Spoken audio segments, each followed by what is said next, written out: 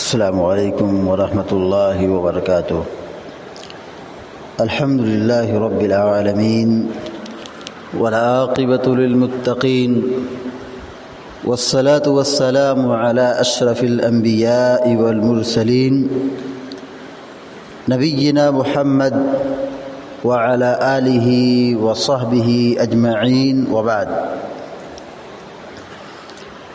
فقال اللہ عز وجل: اعوذ باللہ من الشیطان الرجیم،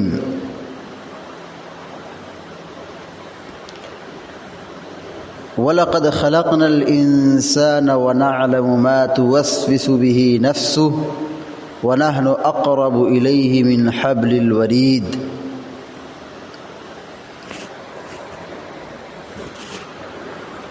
26واں پارہ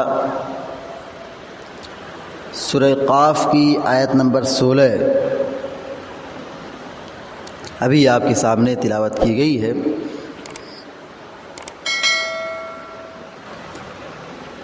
جس میں اللہ رب العالمین نے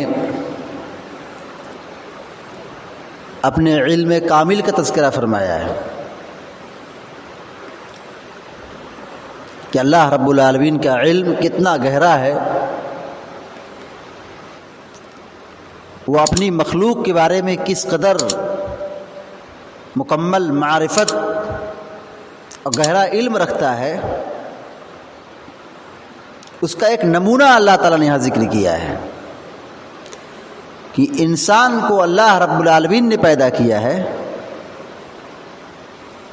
اور پھر انسان کے دل میں کیا کھٹکتا ہے، اس کے سینے میں کیا راز چھپا ہے، اللہ تعالیٰ اس کو بھی جانتا ہے۔ یعنی ہم جو چھپا کے رکھے ہیں، ہمارے دل کا راز ہمارے گھر کی فیملی نہیں جانتی، ہماری اولاد نہیں جانتی، ہمارا ساتھی نہیں جانتا، ہم نے اپنے دل میں چھپا کے رکھا ہے۔ اللہ رب العالمین اس کو بھی جانتا ہے۔ انہ علیم بذات الصدور، اللہ رب العالمین فرماتا ہے انہ علیم بذات الصدور، اللہ کی ذات وہ ذات ہے جو سینے کے راز کو بھی جاننے والی ہے۔ دل کے اندر کیا کھٹک رہا ہے، کیا وسوسہ پیدا ہو رہا ہے، اللہ تعالیٰ کو اس کو بھی علم ہے، خبر ہے، معلوم ہے۔ اور یہاں سورہ قاف میں آیت نمبر 16 میں اللہ رب العالمین نے یہی بات بیان فرمائی، وَلَقَدْ خَلَقْنَا الْإِنسَانَ، اللہ تعالیٰ کہتا ہے یقیناً ہم ہی نے انسان کو پیدا کیا ہے، انسان کو ہم ہی نے بنایا ہے۔ وَنَعْلَمُ مَا تُوَسْوِسُ بِهِ نَفْسُهُ، اور ہمیں یہ بات معلوم ہے یا ہم یہ جانتے ہیں جو انسان کے دل میں وسوسہ پیدا ہوتا ہے، جو انسان کے دل میں خیالات پیدا ہوتے ہیں، یعنی جو سینے کا راز ہے، اس کے دل کی بات ہے، من کی بات ہے، وہ ابھی تک کسی کو بتایا نہیں ہے، مگر اللہ رب العالمین کو اس کا مکمل علم ہے۔ اور اللہ تبارک و تعالیٰ آگے کہتا ہے وَنَحْنُ أَقْرَبُ إِلَيْهِ مِنْ حَبْلِ الْوَرِيدِ، ہم اس کے دل کی بات کو جانتے ہیں، راز کو جانتے ہیں، اور اس کے نفس کا جو وسوسہ ہے، خیالات ہیں، بری چیزیں ہیں، ہم اچھی طرح جانتے ہیں، ہم تو اس کی شہ رخ سے بھی زیادہ قریب ہیں۔ ہم تو، اللہ تعالیٰ کہتا ہے وَنَحْنُ أَقْرَبُ إِلَيْهِ مِنْ حَبْلِ الْوَرِيدِ، ہم تو اس کی شہ رگ سے بھی زیادہ قریب ہے۔ علم کے اعتبار سے اللہ رب العالمین ہر مخلوق پر اس کی نظر ہے۔ کوئی بھی مخلوق چاہے چھوٹی ہو یا بڑی، اللہ رب العالمین کے علم سے باہر نہیں ہے، چاہے وہ زمین میں ہو یا آسمان میں ہو یا کہ دنیا کے کسی کونے میں ہو، اللہ تبارک و تعالیٰ ہر چیز کو جانتا ہے، کوئی چیز اس سے مخفی اور پوشیدہ نہیں ہے۔ ان اللہ لا یخفی علیہ شیء فی الارض ولا فی السماء، چاہے زمین میں ہو یا آسمان میں ہو، اللہ رب العالمین سے کوئی چیز پوشیدہ نہیں ہے، وہ ہر چیز کو جانتا ہے۔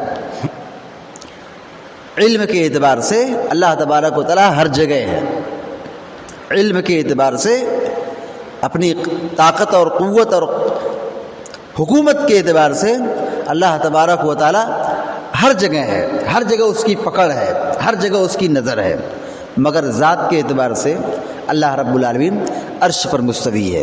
قرآن کریم کی بہت ساری آیات ہیں، اللہ تعالیٰ فرماتا ہے ثم استوى على العرش یا الرحمن علی العرش استوى اامنتم من فی السماء۔ متعدد آیات ہیں کہ اللہ تبارک و تعالیٰ عرش پر مستوی ہوا، یا عرش پر ہے، عرش پر مستوی ہے، یا تم اس سے بے خوف ہو گئے جو آسمانوں میں ہے۔ یعنی اللہ رب العالمین ذات کے اعتبار سے عرش پر مستوی ہے، لیکن اس کا علم اتنا وسیع ہے، اتنا کامل ہے، پوری مخلوق کو شامل ہے، کوئی چیز اس سے مخفی اور پوشیدہ نہیں ہے۔